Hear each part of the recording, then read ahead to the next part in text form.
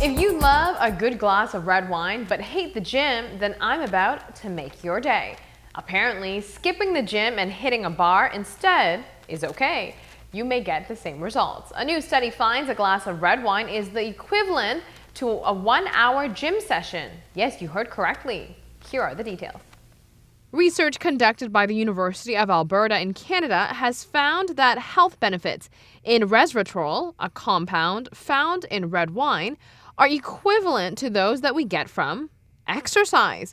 According to lead researchers, these findings will help those who are unable to exercise, as resveratrol was seen to improve physical performance, heart function, and muscle strength.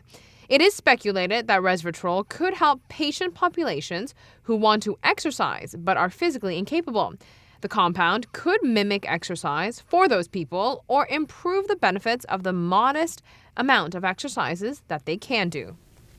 Discussion over the health benefits of red wine have been well documented. Studies have revealed that those who drink a glass of red wine a day are less likely to develop dementia or cancer, that it is also good for your heart, anti-aging, and can regulate blood sugar. But before you start adjusting your gym schedule to hit the bar, let's be real. This is all in moderation, and it only applies to red wine.